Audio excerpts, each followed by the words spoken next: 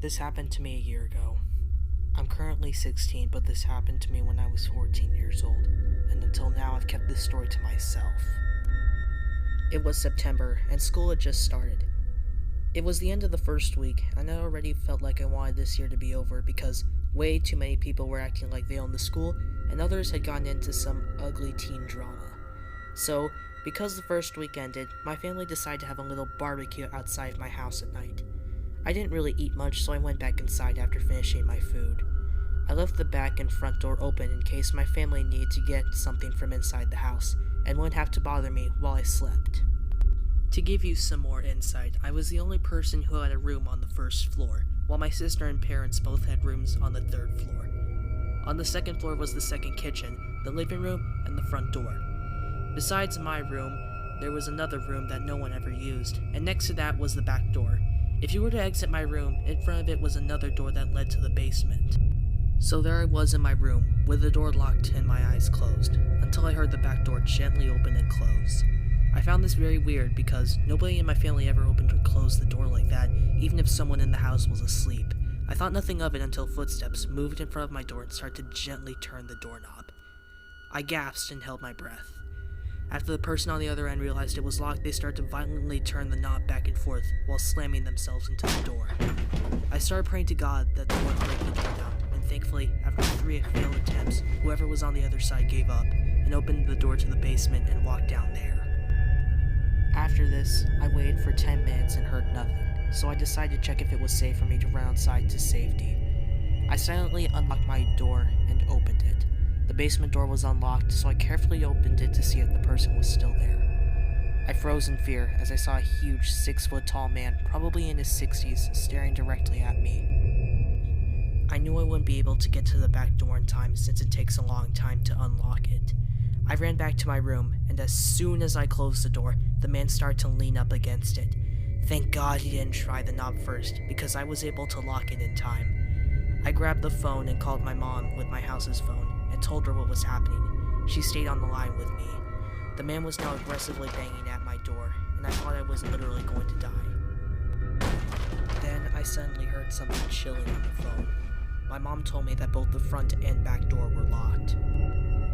I was scared for a minute as I realized what kind of person I was dealing with. Then I got an idea. I told the man the neighborhood cops were on their way, and the bluff seemed to work. He ran out the front door, and I got out of my room to open the back door for my mom. She actually thought that I was lying about the entire thing, since no belongings were stolen. I just told my mom to forget about it. Unfortunately, my story doesn't end there. A few weeks later, after I moved on from what happened, I decided to continue on with my regular life. I was having a normal day at school, and I was getting pretty tired about everybody talking about all the teenage drama going around. At lunch, I always go to the park to eat because I didn't want to be a part of the fights that occur at the cafeteria. It was beautiful weather in October, so I took my time to walk in the park before I ate. I sat down on a bench in the playground as I saw a man leaving. After finishing my lunch, I checked my watch to see the time, and there was still 30 minutes until lunch period would end, so I decided to finish the remaining homework I brought with me so I would have free time on my hands as soon as I got home. When I headed to the garbage can to throw out some of my lunch, I found a wallet. I opened it and found the ID of the man who left the park a few minutes ago.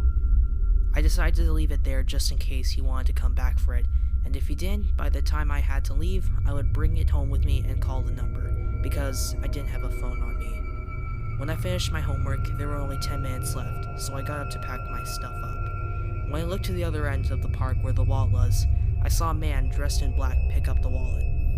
He wasn't able to see me because I was on the other side of the park, still sitting down. When he got back up, I almost threw up, seeing it was the same man who broke into my house a month ago. As soon as I couldn't see him anymore, I ran the opposite direction back to my school. I told no one at my school and just continued the day as if it was a normal day. That night, I was taking a walk in my neighborhood to get some fresh air. When I reached near my school, I saw the man again, wearing the same clothes. He noticed me and started to run towards me. I started to run as fast as I could back to my house and let myself in. I went to my room, and after that I just went to sleep. This was the last time that I ever saw that man. So whoever broke into my house and stole that wallet, let's never, ever meet again.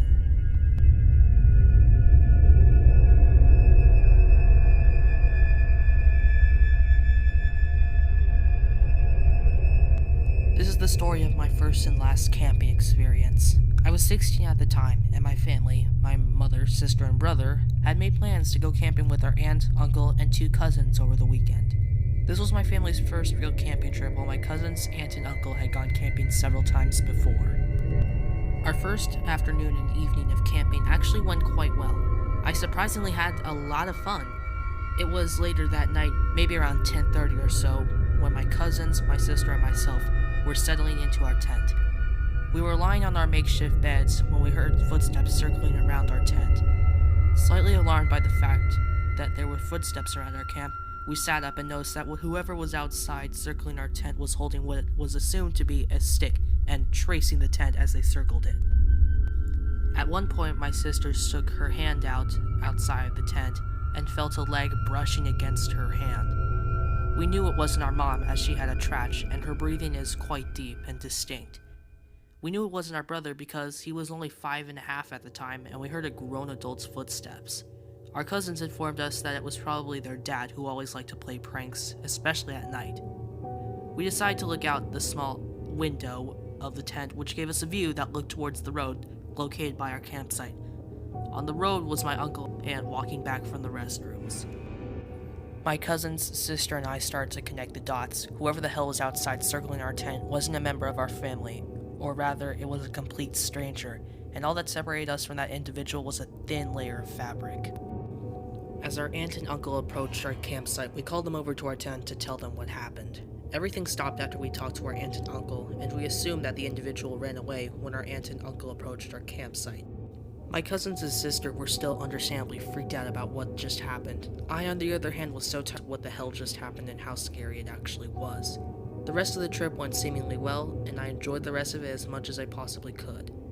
The thing is, nobody believed us. In fact, our aunt and uncle and mother made fun of us and told us we were being paranoid, as my cousins, sister, and I love everything creepy, from conspiracy theories to urban legends. It still bothers me all this time because I never found out who the hell that individual was or what their intentions were. I also think about what would have happened if our aunt and uncle didn't come when they did. It's not like we'd be able to defend ourselves as we were just 4 teenage girls. Ever since I've been turned off to camping, and I don't see myself going again in the future. As of writing this happened less than a week ago, and I have to tell somebody. This all takes place last night at my parents' house in Wyoming. It was probably around midnight, and I had just woken up from a deep sleep. My mom was visiting my grandmother for the week due to COVID, and my dad had gone out earlier that night. Anyways, it was late at night, and I started to hear noises coming from the hallway. It wasn't regular noises like the furnace turning on. It was rhythmic, like door knocking, but instead of a knock, it was a loud, soft creaking. I tried to ignore it, but eventually started to hear haunting voices calling out my name. Chris. Chris. It was getting all louder. I have always been very spiritual, and my grandmother says I have the gift of having it. I remember being scared, but I was always very brave for my age. I decided to go into the hallway, and the noises didn't go away like cliche movie scenes. Instead, I could hear them more clearly. There was a faint slapping, as if someone was beating someone, and this loud creaking.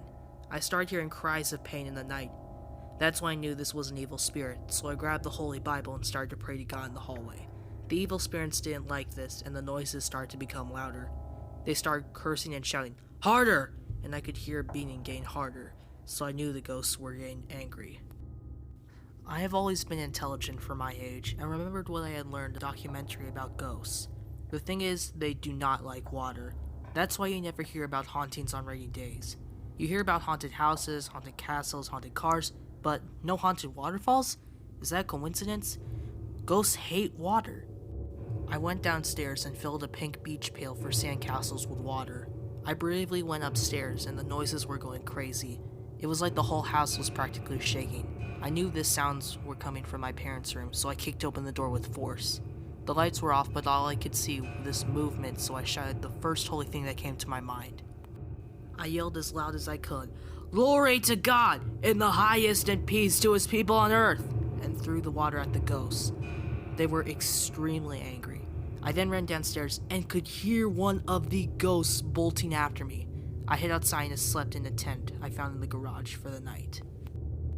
The next day, I came inside and told my dad about what just happened. He got very quiet and started telling me he was hoping I would be a little older before he had to confirm about ghosts to me. He said that the ghosts have been haunting our family for generations and that I knew I was special and would start hearing them. He said he wasn't home at all that night and didn't come home until the morning. I asked him if he knew I wasn't inside the house, and he said he noticed it, but he figured I was very mature for my age, so I'd be okay. He told me that ghosts were real and have been haunting the house, and if that ever happens again, I should just hide under my bed and not come out no matter what. He said that if the ghost tried to hurt me, then I should throw water at them. He said he would come in and tell me when the ghost disappeared. He told me not to tell my mom when she came home because he did not want to worry about her about the ghosts. I finally feel accepted by my dad for being mature enough to be entrusted with this secret and protect my mom from them.